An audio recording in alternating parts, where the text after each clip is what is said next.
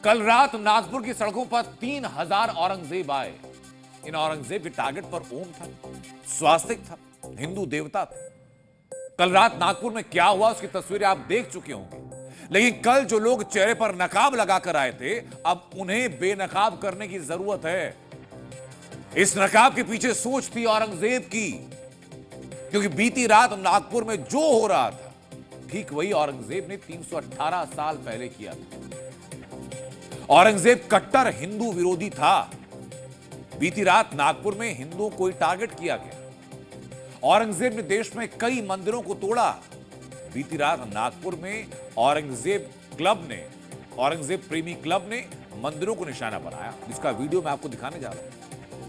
औरंगजेब ने सनातन संस्कृति के खिलाफ मुहिम छेड़ी थी, तो बीती रात नागपुर में आए हजारों औरंगजेब की मानसिकता वाले लोगों ने चुन चुनकर उन्हीं गाड़ियों को निशाना बनाया जिसमें भगवान की मूर्तियां थी, जिन गाड़ियों के सामने ओम का निशान था, जिन गाड़ियों पर स्वास्तिक का स्टिकर लगा हुआ था।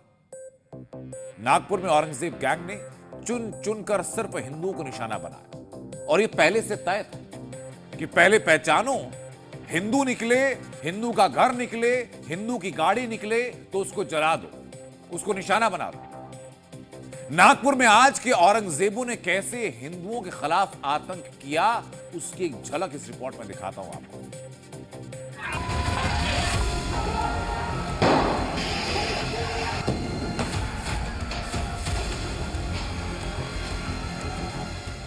ये जो आप मंदिर देख रहे हैं, ये वही सीसीटीवी में कैद हुआ मंदिर है जिस पर भारी संख्या में इस सड़क पर, इस पूरे रास्ते पर भारी संख्या में जो उपद्रवी हैं, जो हंगामा करने वाले लोग हैं, वो यहाँ पर पहुंचे हुए थे।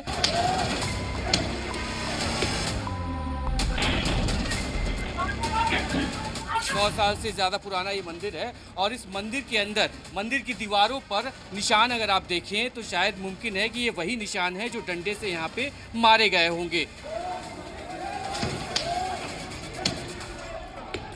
का ग्रुप जो आया था, उन लोगों को मतलब मंदिर दिखने के कारण उन लोगों ने उसको वहाँ पे ज़्यादा ये किया, डंडे से मार रहे थे। उनके घरों को टारगेट किया गया है। टारगेटेड? हाँ, मुसलमानों की गाड़ी नहीं फोड़ी गई, हिंदू की गाड़ी फोड़ी गई है पूरी। यानी उनको पता था कि आप लोग कौन है, पूरा प्री प्लान था। तो ये स्वास्तिक का चिन्ह है, और लोग यही कह रहे हैं कि इस तरह के निशानों को देखा गया, चिन्हित किया गया कि गाड़ी किसकी है, ये निशान देखे गए, गाड़ी के बोनट में इस तरह के निशान चिन्ह बनाए गए हैं। ये देखिए भगवान गणेश की ये मूर्ति, यहाँ पे जितनी भी गाड़ियाँ हमने देखी इसी तरीके से सबकी पहचान हुई, यानी ये पूरी तरीके से हम कह सकते हैं कि सुनियोजित था।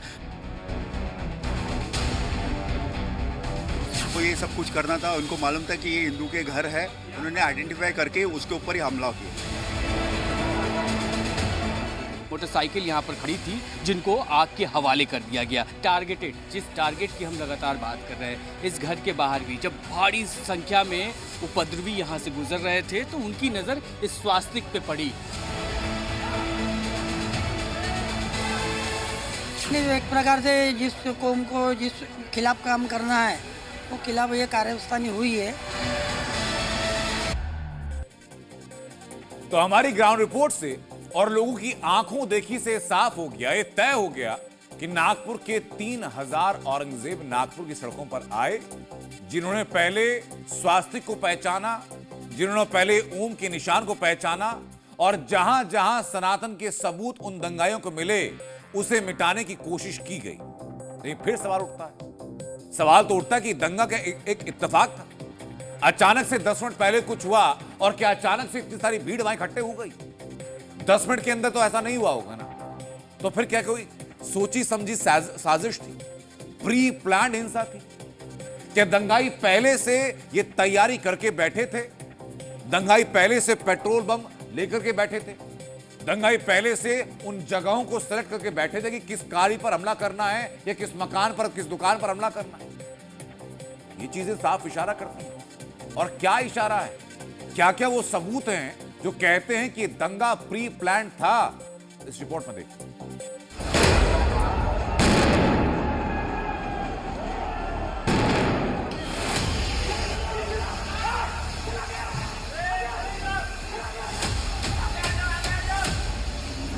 प्लान था, तैयारी से आए थे, पेट्रोल बम हाथ में थे, चाकू थे, ईटा थी, डंडे थे, पूरे प्लानिंग से आए हुए थे, पूरा तैयारी। सुनियोजित था, उनको ये सब कुछ करना था। पेट्रोल बम भी फेंके, पेट्रोल बम बनाना तो ये पूरी साजिश है। नागपुर के महाल से आई तस्वीरें और फिर एक एक कर सामने आते सबूत ये साफ बता रहे हैं कि दंगा इत्तेफाक नहीं बल्कि दंगा सुनियोजित था। तस्वीरें और पैटर्न गवाही दे रही हैं कि सोमवार को महाल को दहलाने की साजिश लंबे वक्त से चल रही थी।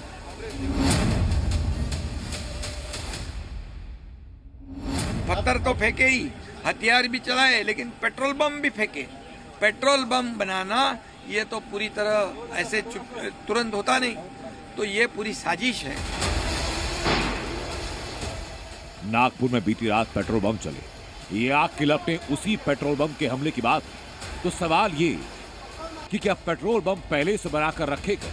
क्या दंगे की प्लानिंग के तहत पेट्रोल बम बनाएंगे? पेट्रोल बम तलवार, ईंट पत्थर और डंडों की तरह लोगों के घरों में नहीं होता, तो पेट्रोल बम का इस्तेमाल बताता है कि दंगों का प्लान पहले से था।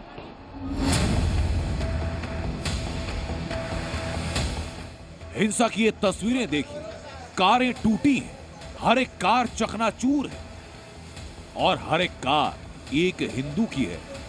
जब इस इलाके में हिंदू और मुसलमान दोनों हैं, तो सवाल ये कि मुसलमानों की कार कहां गई? तो सुनिए कि दावा क्या।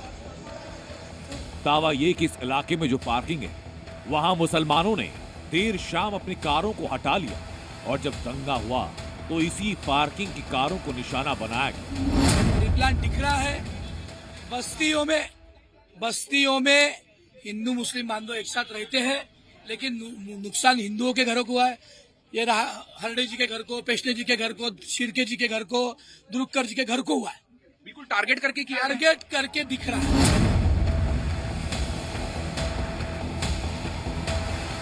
एक केजीएन कोई नुकसान नहीं, कमा लगता कोई नुकसान नहीं यार। इस पे एक पत्थर भी नहीं पड़ा? नहीं, आप देखिए ना, आपको खुद को समझ में आएगा, कुछ भी नहीं। यानी कहीं न कहीं टारगेट जो है सो है। वहाँ से आए थे, इधर गए थे भागते हुए। पीछे और कितना नुकसान हुआ है? पीछे ज्यादा नुकसान नहीं हुआ, क्योंकि पीछे वो उन्हीं की बस्ती है। यहाँ पे जो हिंदू बस्ती यहाँ से चालू होती, तो यहाँ बहुत नुकसान हुआ है, यहाँ और इसके पीछे वाली गली में। नागपुर के दंगे की तस्वीर ये साफ करती है कि दंगाइयों के सर पर खून सवार था। उन्हें ये साफ पता था कि टारगेट कहां करना और साफ पता था कि कहां हमला नहीं करना। तो सवाल ये कि हमले की ट्रेनिंग कब और कैसे दी गई, ये हमले की स्क्रिप्ट कब लिखी गई। डीसीपी निकेतन कदम न्यू इरा में एडमिट है, सातों जी का पैर फ्रैक्चर है। एक महिला डीसीपी को लगाया, ऐसा मैंने अभी सुना है। डीसीपी निकेतन कदम को कुराड़ मारी गई है, कुराड़। ये ऐसी परिस्थिति है, ये कोई तुरंत हुई घटना नहीं है, ये वेल प्लान हुई है। लेकिन नागपुर के इस क्षेत्र में जैसे आज के औरंगजेबों ने, इन नकाबपोशों ने, जो टोपी पहनकर लोग वहां पहुंचे, उन लोगों ने जो आतंक मचाया, उसके बाद औरंगजेब की कब्र जहां का मूल विवाद है, विवाद और बढ़ गया। इस दंगे के बाद विवाद कहां तक जाएगा कोई अंदाजा नहीं है, क्योंकि एक तरफ से हिंसा शुरू कर दी गई है। अपील हमारी यही है कि शांति बनी रहनी चाहिए, लेकिन अब यह भी तय माना जा रहा है कि औरंगजेब की कब्र को हटाने की मांग अब फिर जोर पकड़ सकती है।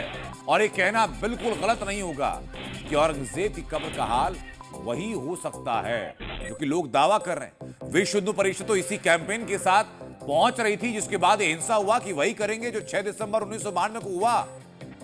तो क्या औरंगजेब की कब्र के खिलाफ वही माहौल दोबारा बनने जा रहा है जो 1992 में हुआ?